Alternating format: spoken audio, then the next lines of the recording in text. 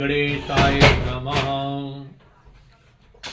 या श्री स्वयं सुकृतनां भवनेषु लक्ष्मी पापात्मनां हृदयां हृदयेश बुद्धि श्रद्धा सतां कुलजनप्रभव सुलज्जां तां त्वां नतासि परिपाल देवीशम्। लक्ष्मीनारायणाभ्यां नमः। उमामहेश्वराभ्यां नमः। वाणी हिरण्यगर्भाभ्यां नमः। श्रीपरम्पराभ्यां नमः। श्रीमाता पुष्करणकमलेभ्यो नमः। श्रीभूषणकमलेभ्यो नमः। ईशदेवताभ्यो नमः। प्राणदेवताभ्यो नमः। वासुदेवताभ्यो नमः। सर्वदेवेभ्यो नमः। सिद्धबुद्धसहिताय श्रीमन्महागणाधिपते नमः। ओम हनुमते नमः।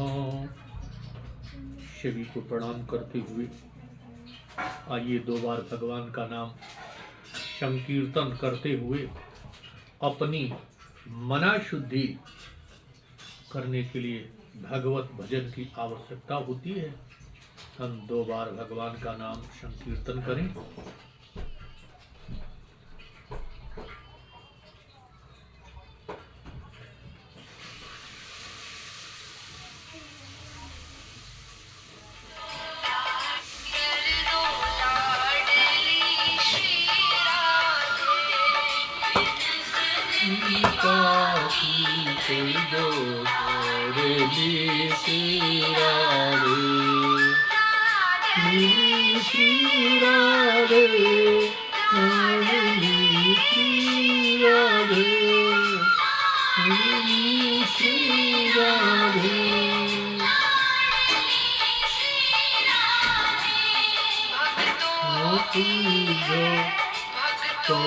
की झोली भर दो लाडली श्री राधे।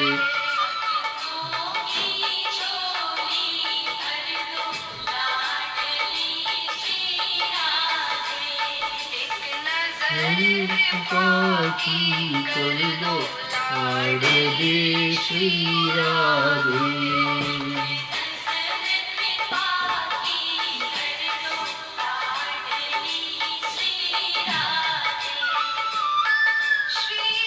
जय श्री राधे हो, जय श्री राधे।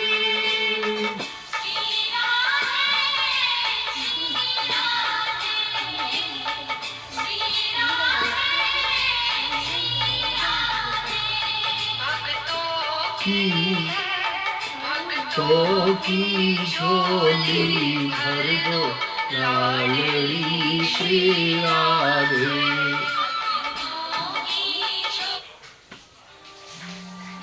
बोलो गोविंद भगवान की जय।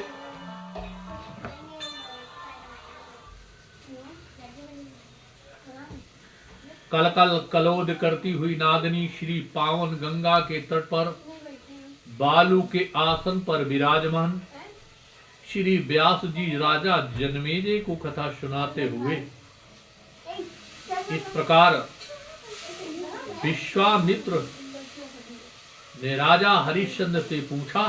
19वें अध्याय में प्रवेश करते हुए विश्वामित्र की कपटपूर्ण बातों में आकर के राजा हरिश्चंद्र का राजदान करना। व्यास जी बोले, हे नप, जनमेजय हरिश्चंद्र की ये बात सुनकर के मुन विश्वामित्र हंस करके कहने लगे कि हे राजन, ये तीर्थ अत्यंत पूर्ण है, इसमें आप स्नान करें और स्नान करने के बाद हे भूपते, ये समय भी अति उत्तम है। इस समय अपनी समर्थ के अनुसार दान दीजिए। जो परम पवित्र तीर्थ में पहुंच करके बिना स्नान किए ही लौट जाता है, वो आत्मघाती होता है, ऐसा स्वयंभू मन ने कहा है। आते हुए राजन, आप इस सर्वोत्तम तीर्थ में अपनी शक्ति के अनुसार पूर्ण कर्म कीजिए। इसमें प्रसन्न होकर के मैं आपको मार्ग दिखा दूंगा, जिससे आप अपनी नगरी को अयोध्या चले जाएंगे। मुनि की ये कपट भी भरी वाणी सुनकर के राजा हरिश्चंद्र घोड़े को एक वृक्ष में बांध करके तथा अपने वस्त्र उतार करके विधिवत स्नान करने के लिए नदी के तट पर आ गए। होनहार प्रबल है के कारण उस समय राजा हरिश्चंद्र मुनि के वाक्यों में मोहित होकर उनके वशीभूत हो गए। विश्वामित्र बोले, हे राजन, संसार में व्याप्त आपकी विपुल कीर्ति के विषय में मैंने बहुत पहले सुन रखा है, बहुत सुना है। महर्षि वशिष्ठ ने भी कहा था कि पृथ्वी तल पर उनकी समान कोई न दानी हुआ है न होगा। हरिश्चंद्र सूर्यवंश में उत्पन्न हुए हैं, जैसे दानी तथा परम उदार त्रिशंकु पुत्र महाराज हरिश्चंद्र। अतः मैं आपसे प्रार्थना कर रहा हूं कि इसके लिए आप मुझे धन प्रदान करें। राजा बोले, हे विप्रेंद्र, आप विवाह कीजिए, मैं आपकी अभिलाषित वस्तु दूंगा। आप अधिक से अधिक जितना धन चाहते हैं मैं उसे अवश्य दूंगा।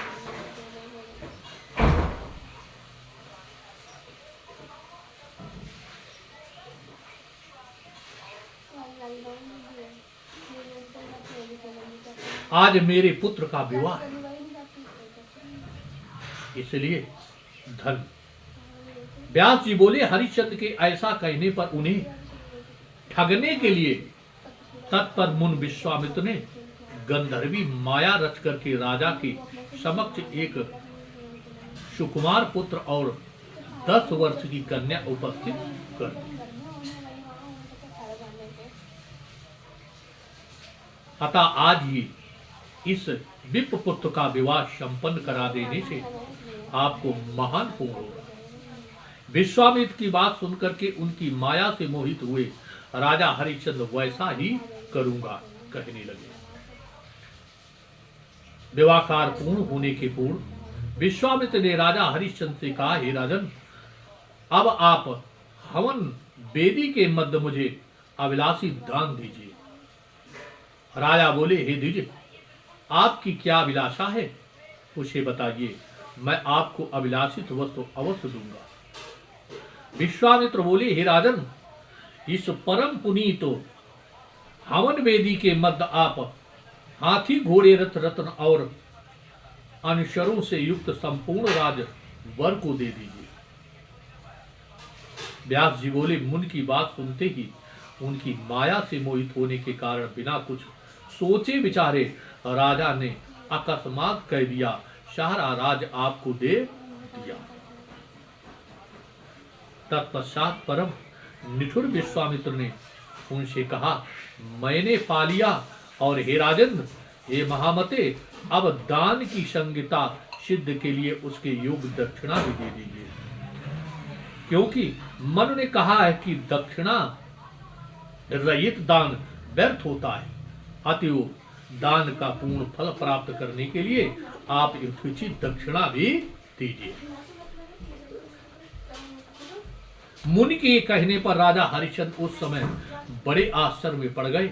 उन्होंने मुनि से कहा कि हे स्वामी, आप ये तो बताइए कि इस समय कितना धन आपको और देना है। हे साधु, दक्षिणा के रूप में निष्फल द्रव्य का परिणाम बता दीजिए। हे तपोधन, आप निश्चित रहिए, दान की पूर्णता के लिए मैं वो दक्षिणा अवश्य दूंगा। ये सुनकर के विश्वामित्र ने राजा हरिश्चंद्र से कहा कि आप दक्षिणा के रूप में 2.5 भार सोना अभी दीजिए, तत्पश्चात आपको दूंगा। ये प्रतिज्ञा विश्वामित्र से करके के राजा बड़े विस्मय में पड़ गए। व्यास जी बोले, हे जन्मेजय, उनकी बात सुनकर के राजा हरिश्चंद्र शुभाशुभ कुछ भी उत्तर न देकर के अपने किए हुए कार्य पर विचार करते हुए अंतापुर में चले गए। ये मैंने कैसा दान देना स्वीकार कर लिया, जो कि मैंने अपना सर्वस्व सर्वित कर दिया, इस ब्राह्मण ने तो ठगों की बात मुंह बन में मुझे बड़ा धोखा दिया है।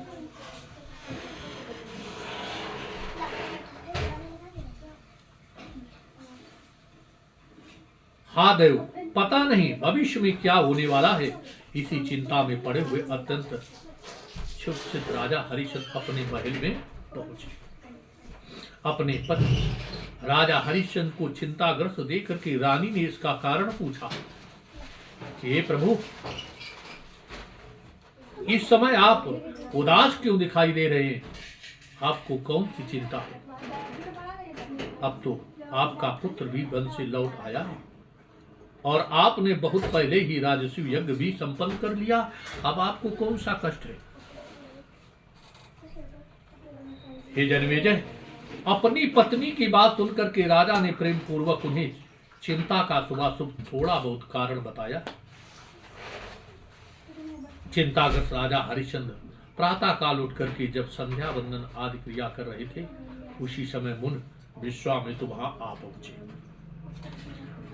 राजा का सर्वस्व हरण कर लेने वाले मुनि के आने की सूचना द्वार पर राजा को दी। तब मुनि विश्वामित्र उनके पास गए और बार बार प्रणाम करके उन्हें राजा से कहने लगे। विश्वामित्र बोले, हे राजन, अपना राज छोड़िए, चूंकि ये राज हमको दान कर चुके हैं, इसलिए अब वचन से संकल्पित इस राज को मुझे दे दीजिए। हे राजन, अब प्रतिज्ञा हुई है, सुवर्ण की दक्षिणा भी दीजिए, सत्यवादी बनिए। आप कितने सत्यवादी? हरिश्चंद्र बोले, हे स्वामी, मेरा ये राज अब आपका है, क्योंकि मैंने इसको आपको दे दिया है। इस प्रकार राजा बोले, हे गजगामिनी वंश की वृद्ध करने वाला ये बालक पुत्र तो विद्वान है, अतः तुम जो भी बात कहना चाहती हो उसे कहो, मैं इसे मानने के लिए तैयार हूं। पत्नी बोली, हे राजन, आपकी वाणी असत्य नहीं होनी चाहिए। स्त्रियां पुत्र प्रसव कर देने पर सफल हो जाती हैं, अतः आप मुझे बेच करके इस धन से विप्र दक्षिणा चुका दीजिए। चूंकि आपके वंश में रघुकुल रीतो सदा चल आई, प्राण जाय पर बचन न जाई, इसलिए विप्र की दक्षिणा चुका दीजिए मुझे बेच करके। व्यास जी बोले, हे राजन, जन्मेजय पत्नी की बात सुनकर के राजा मूर्छित हो गए। पुनः चेतना में आने के बाद वे बहुत दुखी होकर के विचार करने लगे। आज राजा को मूर्छा के कारण भूमि पर पड़ा हुआ देख करके संकट आ पड़ा है। संपत्ति ब्राह्मणों को दान कर दी है, ऐसा कहकर के अपने स्वामी के असनी महान दुख के भार से अत्यधिक संतप्त हुए सुंदर कट प्रदेश वाली रानी भी मूर्छित होकर के पृथ्वी पर गिर गई।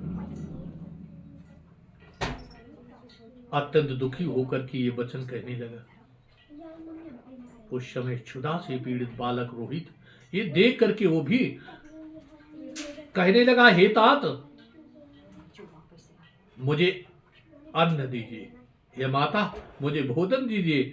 इस समय मुझे अत्यधिक भूख लगी है और मेरी जिह्वा का अग्रभाग तेजी से सूखा जा रहा है। इस प्रकार 18,000 श्लोक वाली श्रीमद् देवी भागवत महापुराण संहिता के अंतर्गत 7वें स्कंद हरिश्चंद्र पाख्यान वर्ण नामक 20वां अध्याय पूरा। बोलो गोविंद भगवान की जय। श्री राम जय राम, जय जय राम। धर्म की अधर्म का, प्राणियों में विश्व का, गौ माता की, गंगा मैया की, यमुना मैया की, सरस्वती मैया की, गुरुदेव भगवान की, बजरंग बली की, अपने अपने माता पिता की, और हर महादेव नमः। पार्वती पते हर हर।